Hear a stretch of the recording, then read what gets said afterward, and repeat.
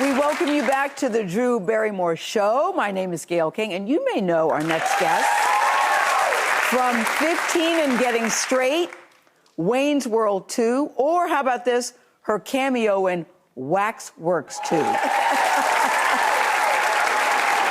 welcome the host of the Drew Barrymore Show, Drew Barrymore. Hi, Drew Barrymore. So weird. I love this. So, what is happening in that clip we just watched? You were the blonde in the middle. So this was Waxworks 2, and the director called me and said, "Can you show up at this mall at midnight? We're going to shoot a scene, and we need 2 actresses in a bed, but we're just shooting it in the middle of a mall." And do you even know who the other actress is beside you? Do you remember her? She's not an actress. She was my friend Hadrian. I was like, I'm with my girlfriend Hadrian. And he's he's like, bring her too? He said, bring her too. And that's how we ended up in a scene in Waxworks 2. That's funny. That's funny. So that's the backstory to that. Drew is always asking guests about behind-the-scenes moments from their projects. So today, we're turning the tables on you and asking about you. I can't believe it. It's time for behind the scenes. Do you feel like playing? Yes, I do, especially with you.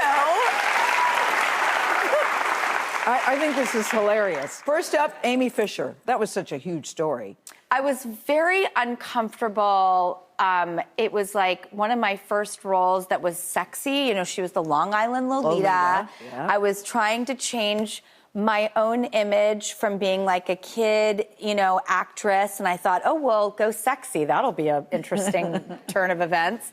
But I wasn't comfortable doing it. And then I got really comfortable doing it for many years.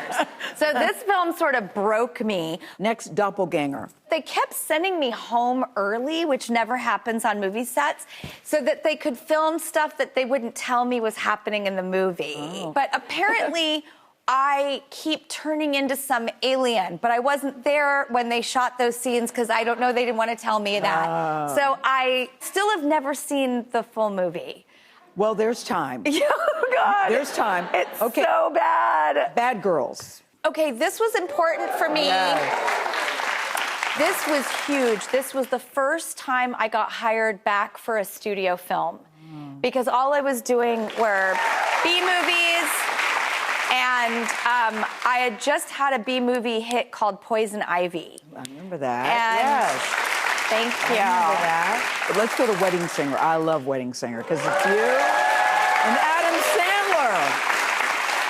I love you and Adam Sandler. Well, I showed up to Adam and I said, I'm convinced you and I are supposed to do a movie together. And I have a production company that I'm starting, Flower Films. You have Happy Madison, and I'd like to join forces. What if we put our production companies together and created something? And Wedding Singer was born. And the Wedding Singer was born. And the haircut? I love the haircut. You love the haircut, okay. Charlie's Angels. Yes. Yes, yes, yes.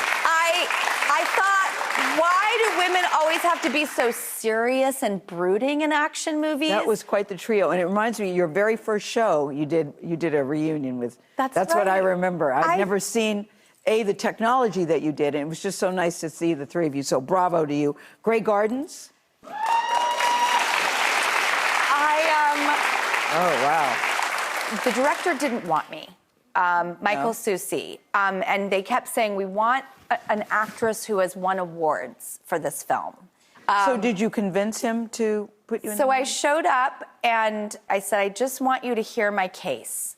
And I sat down and I brought a binder this big, and every page was highlighted and annotated, and it was about her life. And there were probably over 1,000 pages in there.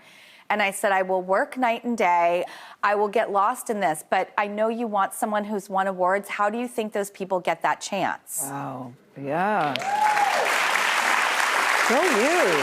But that's why, Drew, I always say when someone says no, no backwards is on. So you say game on.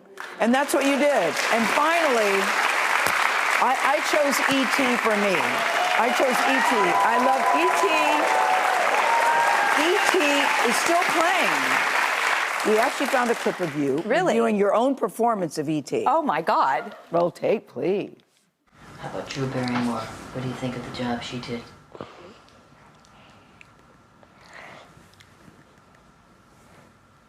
You have mixed feelings about it? Didn't you think you did a real good job? That's medium. One down and one up is medium. So, I'm still that Yes. critical. That movie taught me that if you are not born into a strong family unit, that you can find it along the way. yes. And it changed Very my true. life forever. Very You true. can always go and forge and find and form families. And I think all of these experiences have been about wanting to hold on to that and be a part of keeping that going. Yeah. That's been my real life source of May that happiness and continue. stability. May that continue. Would you mind taking us to break?